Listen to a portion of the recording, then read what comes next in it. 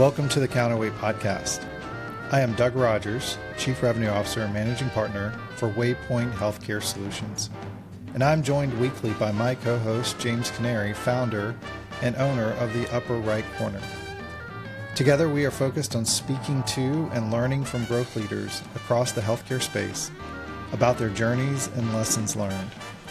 James and I want to explore how growth leaders manage this tension, not only for their teams, but also with their leaders and in many cases, board members and investors. We will discuss with our guests the career journey they have been on, key influences that help them put them into the position they are today.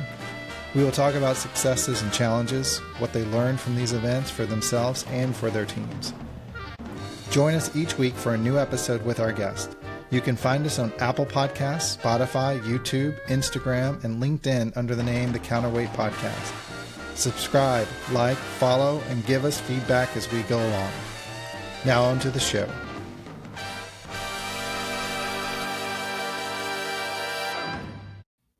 All right, welcome to another episode of The Counterweight Podcast. I'm joined by my co-host, James Canary, and we have David Friederichs here on the pod with us. We're going to have a fantastic conversation, and he is fresh off of this amazing trip. I'm pretty sure there was wildlife involved. Mm-hmm. He may have had a life lesson that he's going to tell us. I don't want to spoil any surprises, but who knows? Glad that you made it back safely. Welcome, David. Thank you for joining. This is going to be a wonderful conversation. Why don't we just start? Tell us a little bit about what you're doing these days, who you're with, what your role is, and then we'll dive right in.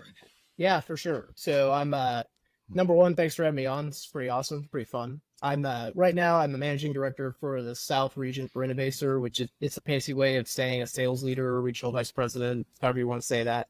So I've got enough space for 3 people on my team. I have 2 right now. So anybody that's looking for work, think about that. Hey, we will put that in the we'll put that in the notes. Absolutely. Right. There you go. Let's tap the network. So this will be a good view into how I do things. So if you like me at the end of this, then go ahead and apply. Well, to your point, we may actually send this to people before we publish as a pre-warm up before they interview with you. So, there you go. How long have you been with Innovaccer, David? It has been 2 years last May. So okay. So yeah, 2 years last May. So I left Cerner. I was at Cerner, as you guys know, for about 9 years prior to that, and came over here in May of 2022. Fantastic. So let's go back, if you will, somewhat to the beginning.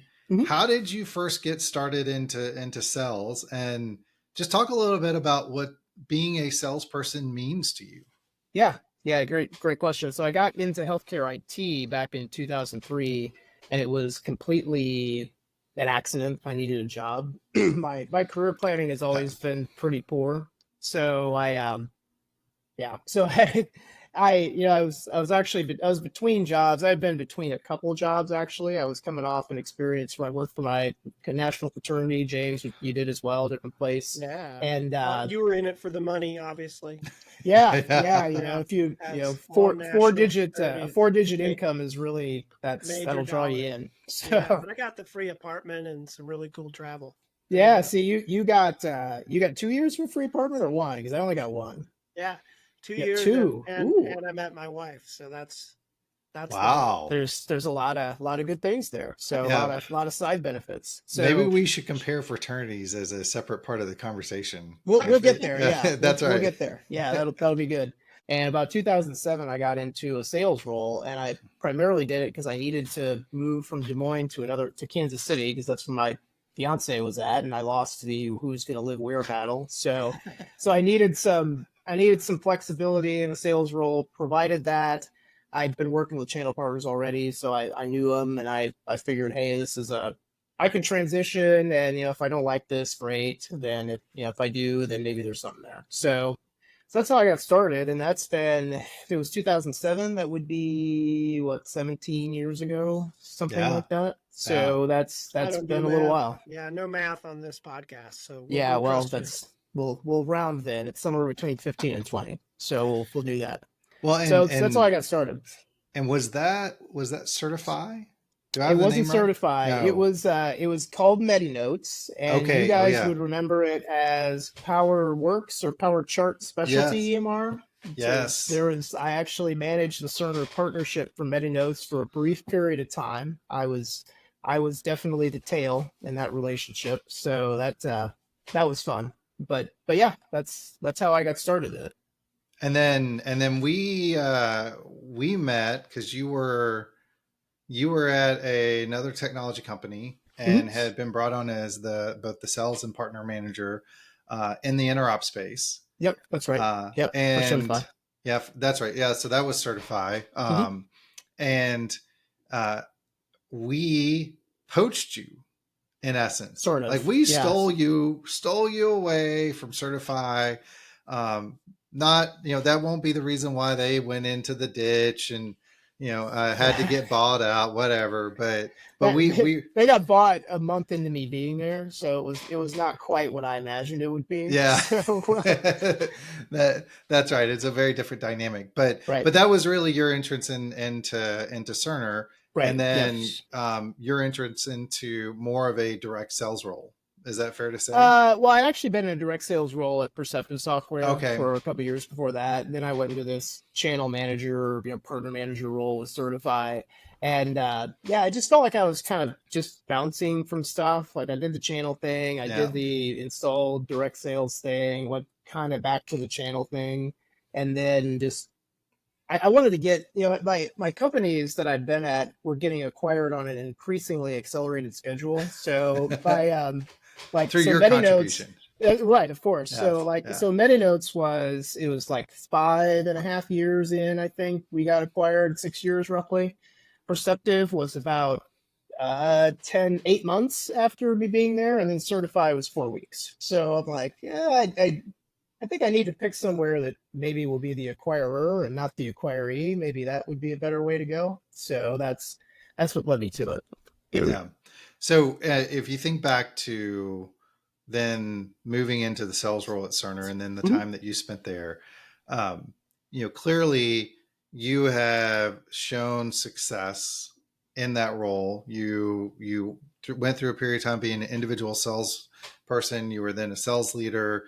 You now moved on to a sales leader with Innovaccer, Mhm. I believe the number one population health company in the space right now, at least one of the hottest names, if not the number one.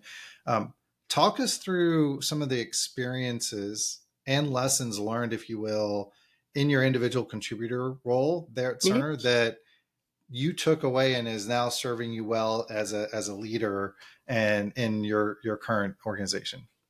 Well, I think the big thing I took away from my individual contributor time at Cerner was how much more precise Cerner was in how we presented what we had, and how we demoed it, how we talked about it, how we thought about who to engage with at a customer. Like it was just a much deeper level of sale than I was used to. Like my time in Eclipsys was kind of that way, but was not a great company. So there was, it's hard to glean a lot from that. Perceptive was a younger company, a little smaller, didn't have as much in the way of, just didn't have the same kind of depth. So Cerner was really like got that level of depth. And it felt like something I could kind of sink my interest into and sink my energy into, and it felt like it opened up a whole different world for how I approach things. So that was the big thing that I got out of that initially. Yeah, and as Mm. you've I mean, you're an individual contributor finding success, and then you're moving into management and leadership. Mm-hmm. How did you navigate that? What was hard about it? It not everybody can do it, Right, right? And you've been right. able to do it. So what did you do to make that transition successful? Well, I always felt like I was a better leader than individual contributor. I can do both, obviously, but I feel like I just feel a lot more of a calling for leading people and just being somebody that people can rely on to carry water when you need it, Mm. but also to guide them. So I came into it really wanting to make really wanting to do well because I'd wanted to be in leadership roles before. I'd never gotten there. I finally had the chance, and I was like, I really want to do this well. I was probably a little overzealous. I think most people, the first time they're in a leadership role, they probably get over enthusiastic. I also had a team where it, all of them were at least one of the following. They were either new to healthcare, new to Cerner, new to the products, or new to sales. And there was one that was all four. So they needed some hand holding, and we didn't know how we were going to sell into the non-Cerner market. It was an idea, and I remember asking you, Doug, if I got style points if I did it well but still failed, and I think you said something about yes. I don't really remember. Um, I'm sure that was my answer. Yes. Well, Doug is the king of style points. Right. So Yes. I'm not sure how much weight I would put on his answer. Not Well, a lot, right, but I do like style. Well, I stuck around, so somebody Yeah. must have seen enough, so that's good. But transitioning into that, I was really hands-on very early. Like I had to be in every call, every meeting, everything, and I know I made it not easy on a couple of the guys on my team. So that was live and learn type stuff. They recovered. We're still friends, I think. So that's good. We'll find out after this podcast. We will find out. We will find out. No, but I kind of had an island of misfit toys kind of team too. Like there were a couple folks who I think this was their last stand on the way out of Cerner. So a couple of those tried to save them, didn't work. There was one disciplinary issue. James, you and I, generally when we get together, we tell a story about that, and it's pretty good. But there were a couple of guys on there that were really talented but young and just not as experienced. And for the most part, they've gone on to do good things. So I feel pretty good about that. So where, kind of going back to growing up, and you grew up in Iowa. Mm-hmm. Yeah. Who in your life has modeled leadership for you? Like, where have you seen leadership modeled well? Yeah, that's a good question. I grew up on a farm, and it was very much a kind of command and control sort of, do as I say type of thing, which I guess when you're the boss of an 8-year-old, you probably have to tell them exactly what to do. That's probably the right thing. But it's not exactly a place where you're gonna, I don't think Ken Blanchard would approve, basically. So so anyway, I had to learn a lot of that outside of growing up. I learned work ethic, obviously, on the farm. That's an easy thing for me now. Like it's kind of hard for me to shut off. But in terms of how the principles of how to be a leader, I really did learn a lot of that in the fraternity and getting exposed to people who either locally or nationally who were really good at it. Like one of the guys I got to meet was Barry Posner, who wrote the Leadership Challenge. He happens to be a SIG out, so got to meet him. I got to drive around the former CEO of TVWA Advertising for a weekend, so that was fun. So I got exposed to a number of folks, whether it's names you would know or just regular folks that were volunteers or engaged alumni, just were good models. I got engaged with a lot of folks like that. That's really where I started to see the other side of it, and who I started to model myself after.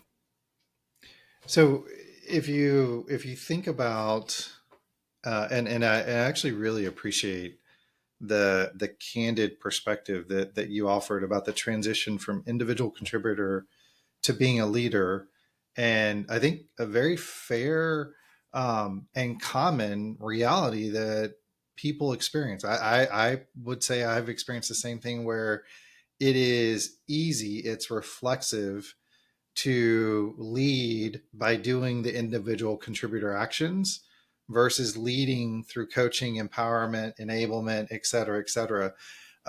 Just talk a little bit more about that learning curve for you. And I can certainly appreciate that you had an eclectic group of skill sets that were part of your team. Right. But I would suppose, and guide me if I'm wrong here, that's also a learning experience of how to navigate very diverse experiences and personalities on your team, and yet still driving to a common goal and objective. Yeah, and I think part of the reason for me that I was so hands-on at the beginning, besides being a new leader, was that we really didn't know how the initiative that I was leading was going to work. So I can't really guide anybody if I don't know what to guide them Yeah. on. So I felt like I had to experience it myself for the first time, and then I'd have a better idea of how to guide people once we figured out how it actually worked. So that was a big part of it looking back. I just, and my instinct is if I don't know how to do something, it's to do it, to attempt it. And you learn by doing rather than learning by reading or thinking or something like that. So that's part of the reason that, and I really wanted to succeed. And I felt like the best way to succeed was going to be if I was there. And so that was part of it. Now your question, I didn't answer either of those. So what was your question again? Well, I felt like I should have asked whatever question you answered, because that was a really good answer. But no, I think that probably if I go back to what did you learn from that transition, and probably more so, how do you think about leading the team now? So how do you create some separation between, hey, I want to be in the nuts and bolts of this, to I'm more focused potentially on how do I uplift and coach those team members around me? Yep. Yeah, so the way I think about it now, I have a much more experienced team now than I did at the beginning, and pretty much every team I've had since that time has been a lot more experienced. So I haven't had to do as much hands-on. It's been more natural to take a step back. What I think about doing now is more, how do I do things for my reps that cover for, like, everybody's got strengths, good at some things, not good at other things. How do I free their time to do the things that they do really well? And I can take on some things that perhaps they don't. Hopefully I do them well. If I don't, then I'll just kind of gut through it. But how do I how do I take things off their plate that aren't going to be the best use of their time? Like, as an example, one of the things now, we have a pod system where we've got an inside salesperson and we've got a marketing person that helps with event planning and outreach and that sort of thing. I would much rather that my reps are focused on closing the deals in front of them. So I've centralized a lot of the planning and the thought that goes into what we're doing in those pods, so that they don't have to think about that themselves. And certainly they have input into it, and we kind of collectively come to what we're going to do, but I don't want them feeling like they have to invent the wheel. Let's invent the wheel collectively. Let's take a little lift off of them and let them do the things that they have to do on the edges with prospects, with customers, to get deals across the line. Yeah, that's really good. That makes sense. Really good. Thinking back, kind of what were those big milestones for you, David? I'm used to calling you Dave, so I may slip and say either Dave. way, that works. What were those milestones for you as you've grown as a growth leader, that you think back and go, that was a kind of a pivotal sentinel moment for you in your career? Yeah. I think that, actually, I think that first full individual contributor role at Cerner, I had a really, really great year, and I've had good years at other companies before. I've never had a real great year. So I felt like I really arrived and had some credibility after that. So that was a big deal. Geez, what else? I think actually making my first hire, and I still think I don't know if she's the best hire I ever made still. I would hope that I've improved a little bit, but I think it was really rewarding for me to hire her and have her. She stayed at Cerner for a long time, longer than I did, and really have her flourish and grow and develop really made me feel pretty good. I think the most important thing, or maybe one of the bigger things I heard, was from my leader in probably 2018 or 19, and he was talking about understanding value-based care and the technology, and he goes, I think you're maybe one of 3 or 4 people at this company that actually understand what all this is. And I'm like, okay, well, that's good, because I didn't know anything about this 4 years ago. So the fact that I know that much now, you think, is pretty good. Yeah. Well, and you did the work and you rolled up your sleeves to understand and be a student of the game. Mhm. So, that's that sort of Midwest, go after it, work hard attitude. So Yeah.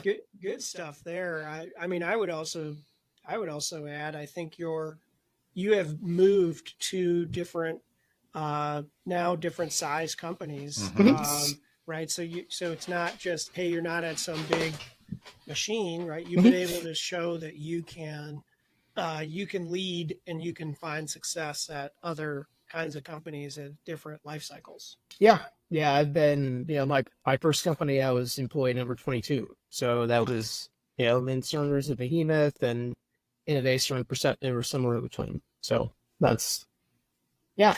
So it's been a decent ride. I'm Yeah. curious. I'm curious, David. When now in both your role and then in the leadership roles that you had at Cerner, um, based on your experiences, what are the attributes that Mhm. you now look for when you're hiring someone, and how do you test? Mhm. I won't do my resume rant that I did in a prior podcast, but I have a rant about I'll have to listen to resumes that. that is I think well founded in Hmm. evidence. I'll at Hmm. least just say that. But how do you elicit the kernels of truth when you're engaging a person that says, hey, this person has the best chance of being successful as part of the team that I've constructed or I'm constructing? Yeah, I think the first thing the dichotomy or the scale I usually think about is maybe on one hand you've got somebody that's a real relationship driven person and is going to go out and meet people and they're engaging and likable and they're going to get to know folks.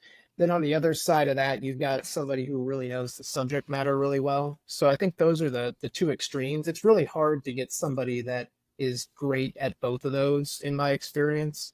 So it you have to decide first what kind of person you're looking for. And I found that as a company, like what's the Mm-hmm. philosophy? Like do we want people who are gonna knock on tons of doors and have a big network and know a lot of people, or do we want people who can carry a conversation when they're in the room? And my experience is that your answer depends on the kind of person you're talking to. Like people who are subject matter experts want more subject matter experts because I think that reduces their workload. So they think that feels good. And then, people who are relationship oriented, they want people like that. So what I've tended to do, I tend to fall, I think, more on the subject matter, command the meeting, run the meeting, that kind of thing. So I tend to look for people who are more on the other end of the scale because I think we complement each other well in that case. That's not always appropriate, but it's in a lot of cases it is. So that's how I tend to think about it. But if you're trying to form a team, you need some complementary skill sets.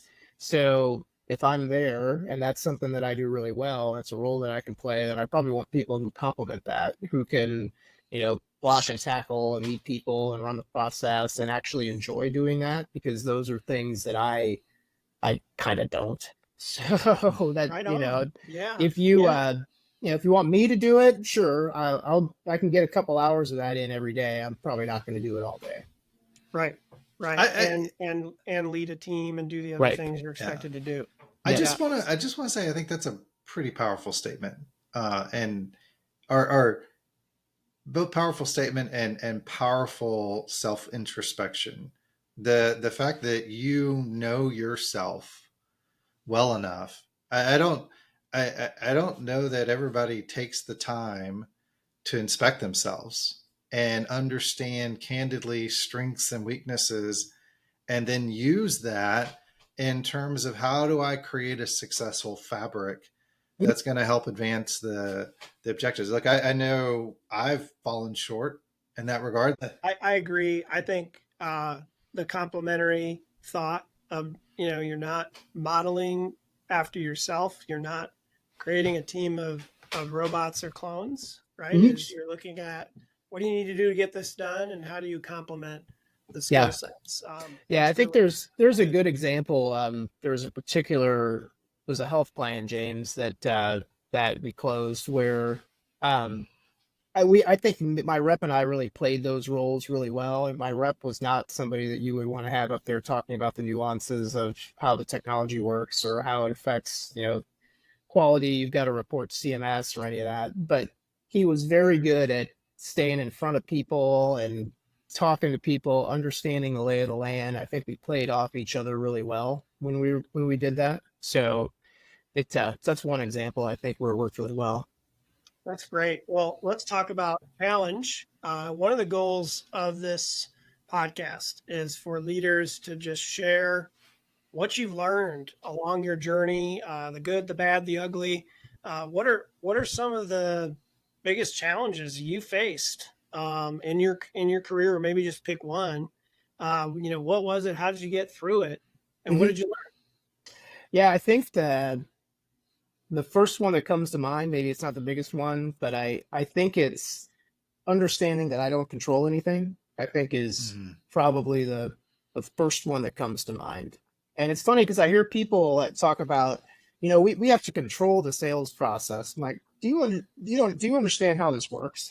Like we don't control anything. Like and I learned that, pretty well. I mean, Doug, you remember the first probably real big, I'm not going to name names, but the first real big opportunity we had outside the certain EMR space. There's nothing like getting shot on the 5-yard line. So Yeah. that was and I remember just tearing myself up about, man, what if this happens? What if that happens? I wonder if this, that, or the other. And I was just wrapping myself in knots. I remember we were in Denver for vacation, and I was on my phone, just, oh, what's happening? What's happening? And like, I finally figured out that, none of this is actually making it any better. Like, I'm not actually advancing anything. And so gradually over the years, I started to not, I started to let go of that. And I have to find a balance between not caring enough and thus not doing enough and knowing, hey, we can't control it past this point. So work up to this point and then let it go. That's something I still have to figure out from time to time. But I think that was probably the biggest challenge for me because I'm used to doing things where I have a little bit more control over the outcome. Like as a hobby, I do a lot of woodworking. I have pretty much full control over when I can finish a project. Like there's nothing working Right. against me. So, well, there is, but I mean, So I can. it's you and the wood and Right, power tools and whatnot, right? right. There's no committees or anything like that are deciding when things are or aren't going to happen. So I'm in pretty much full control of that. And in this phase of my life, I can't be. So I've got to learn how to put in the work that's going to make a difference, but not do too much or feel too much. If that makes sense.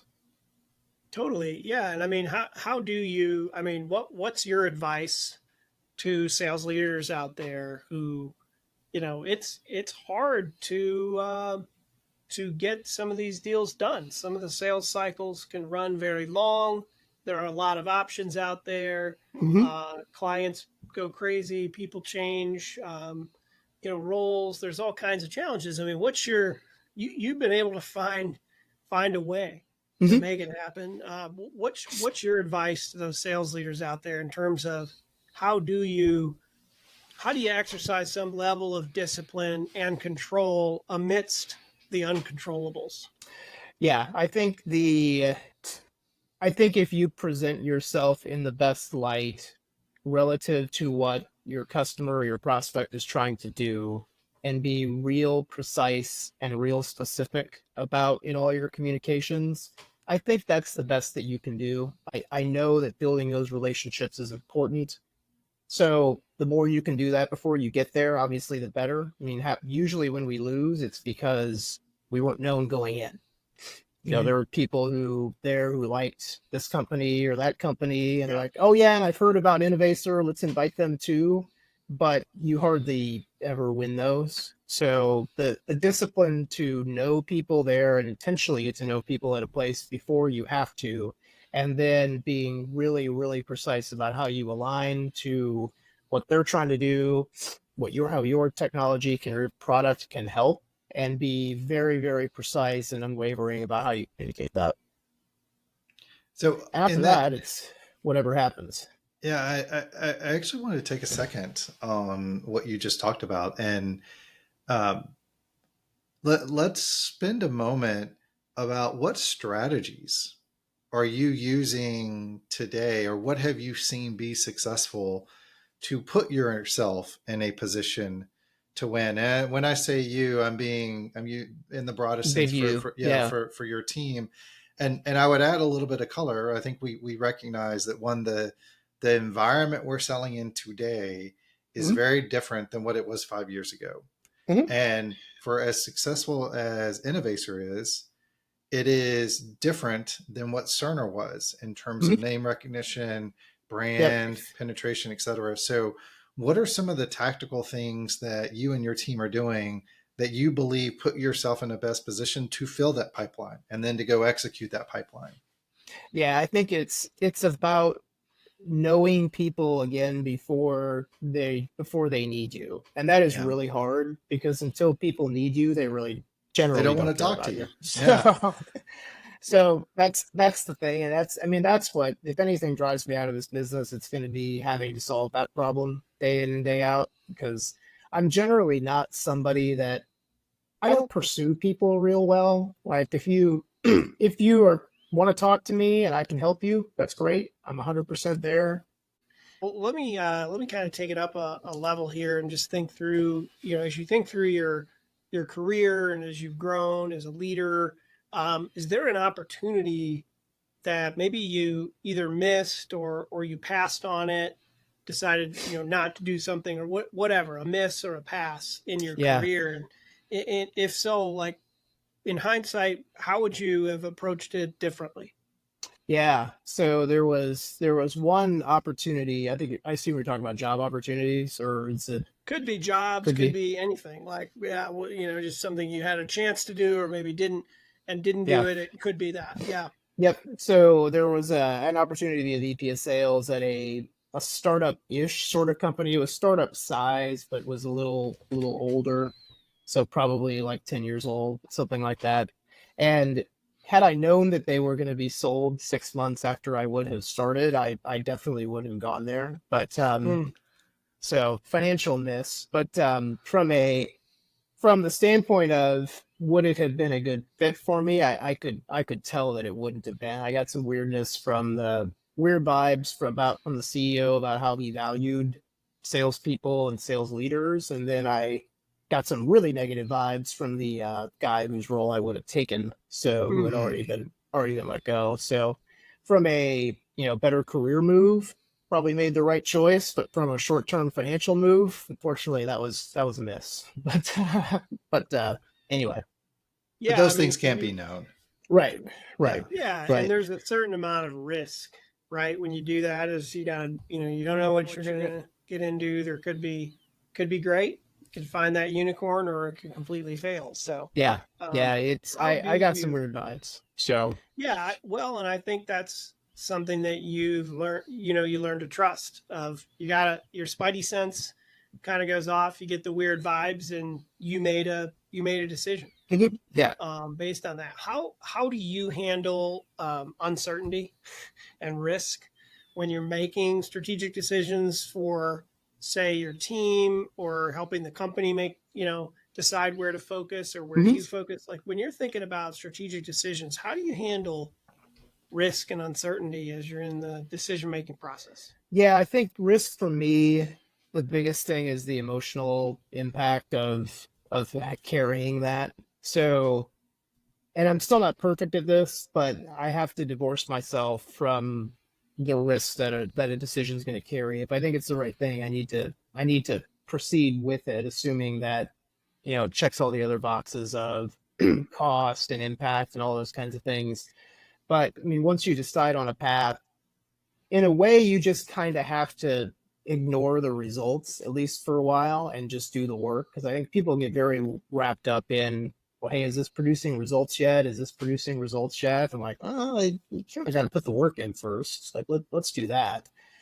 So I guess maybe coming from a farm, you know that there's a cycle for everything. You got to plant, you got to weed, you got to till the ground, you got to do all this stuff, and then you harvest. I think a lot of the folks in our industry, particularly software, SaaS, they think there's lots of shortcuts and there just aren't.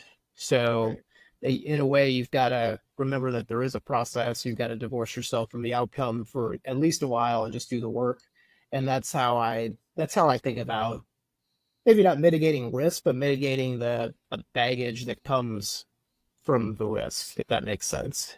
Totally. Well, and speaking of risk, and then I'll turn it over to Doug for any questions he wants to add. But how do you navigate these scenarios? And I think this is it's really one of the cornerstones of this podcast, being the counterweight of mission and margin and the challenges of, hey, we're trying to grow and be high growth companies, and yet there's also a broader mission, and sometimes those things Right. are not aligned. But how do you manage those or navigate those scenarios where there might be an unrealistic growth expectation? Walk me through your approach there. Well, the thing that I have learned over the years is that, say you've got a leader that's communicating this expectation to you, that leader is got it communicated to him or her also, and it was probably communicated down the line several times, and it's been abstracted out several times from the people that actually said it. So one of the things I had to learn to remember is that the people who are directly communicating the target to me might be just as freaked out by the target as I am. So it's not like there's some Wizard of Oz that controls everything and they know exactly how this is supposed to work and they're judging whether you get it right or not. They probably don't have a great answer either. Like even today, like I hear a lot of the same high level concepts being repeated about how we're supposed to go out and attain our numbers, or attain our targets. And I still don't hear a lot of specifics. So I'm sitting there going, okay, if you knew specifics, you'd be communicating them, and you're not. So it's still. So you got it. So you're gonna have to figure that out. Right, but it's reassuring to know that, I mean, the people above me are just as perplexed by how to do this as I am. So at the end of the day, it's. Yeah, we're all going to do the best job that we can in order to attain our targets, because that's what we're out there to do. Typically, this stuff comes down from a board or from investors who are way detached from what's actually happening in the market. Like nobody on our board has actually been through a drag-in, drag-out sales process that the kinds that we have. So I wouldn't expect them to understand how that works. So I'm not gonna go nuts over beating them up on it. At the same time, I've learned that at least in the organizations I've been in, there's been a lot more grace and understanding around not making it and why than I otherwise might have expected. Like when I was at Eclipsys, our CEO who had gotten, our CEO who had been, the guy who'd been the CEO of a company that got acquired, the way he talked about those guys, he made it sound like they were going to kill us if we didn't make our number. So I was like, I was scared. I was like, holy crap, these guys are going to kill me. But then I realized that it doesn't quite work that way. So you're still here. I mean, yeah, that's right. Yeah, when they were telling you that they're going to take care of you with the compensation plan, it really you could read that a couple different ways. Right. I've learned to not be disappointed by those anymore either. So that's. So I want to just as we kind of move towards wrapping up here, like as you look at the industry, as you look at how sales has evolved, what do you see coming? What are you excited about? What do you think we need to be prepared for from the industry side, the sales side, or both? Yeah, I think on the sales side, I do think generative AI in general is going to be really helpful in taking out a lot of the administrative tasks that salespeople are faced with. Same way with doctors. I mean, salespeople and doctors are similar in a lot of ways that I think both of them would probably not want to acknowledge, but they are. So I think it's gonna take a lot of the tasks away, which is going to enable us to have a group of salespeople that are more what I would call business people who can sell, rather than people who just kind of work processes and relationships and kind of sit between the customer and the people the customer really wants to talk to. I think it's going to be more people. Salespeople are going to be more the people that customers actually want to talk to once they figure out that that they have something valuable to say, which still might take a while, um, but I think you're going to see more of that. I think you're going to see, particularly in complex B2B sales, salespeople are going to be much more oriented around subject matter expertise than they are around just meeting people, running processes. As I mentioned, I think that's one of the things that technology and AI is going to enable. So I'm excited for that. I think in healthcare IT, I know it doesn't probably feel this way, but if you think about like the forming, storming, norming, performing, model for, how groups get together, if you think about a group as, the healthcare IT industry, I think we're getting closer to a norming stage. There's been a lot of a thrash over the last 15 or so years around standards and regulatory rules and adopting EMRs and tons of change. I do think that's going to start to level out. And I think we're going to get to a point where we kind of understand what the rules are and things are open and transparent enough that just getting data, as one example, isn't going to be the big lift that it is. We can actually start to do something with it a little more effectively, which I'm really looking forward to having happen. So that's a couple things that I think are going to happen in sales and in healthcare IT. So I'm sure you guys got some opinions too. I think I think we're at just a super exciting time in healthcare. One We've been thing saying that for 15 years. that's true. That's true. We have been saying that for 15 Hope years. springs eternal. It does. That's right. 2017 hockey stick. You heard it here first. We did have a little of the hockey stick. We just had didn't. A small hockey stick. That's right. It just happened to break because someone charged us. But whatever.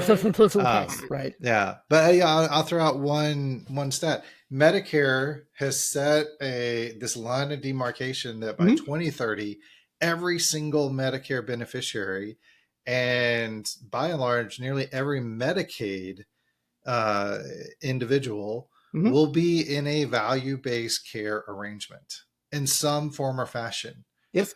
I mean, that is a dramatic change for our healthcare system from what it was 20 years ago.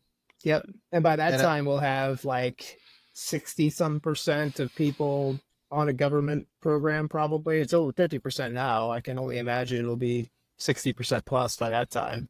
So that'll be interesting. I think we're a lot closer to single payer than one might think.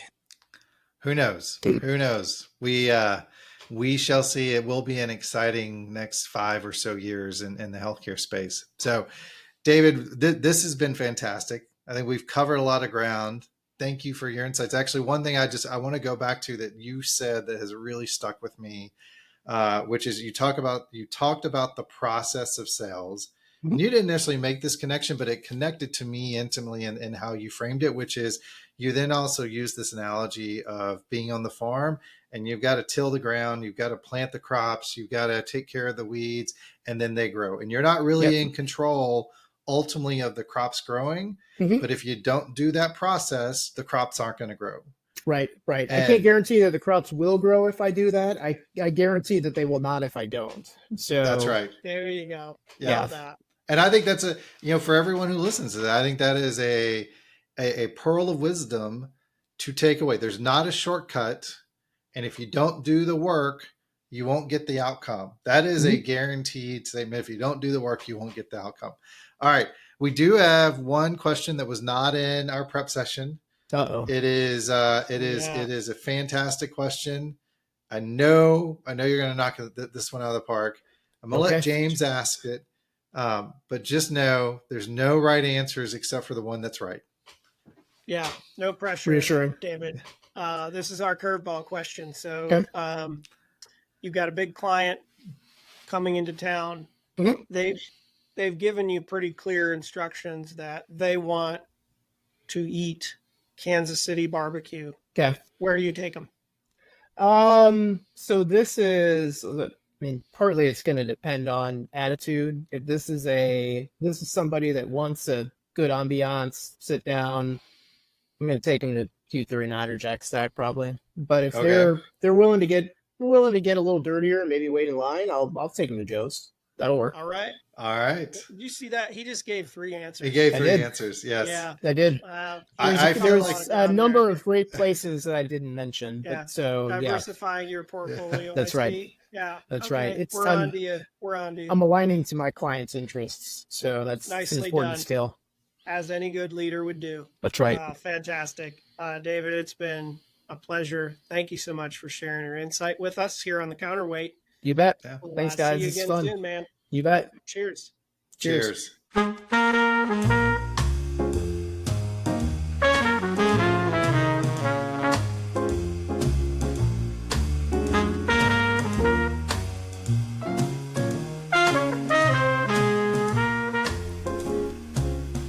Thank you for listening. We are excited to bring new episodes out each week. We are incredibly grateful to our guests and our listeners. Let us know what you think by commenting on the episodes.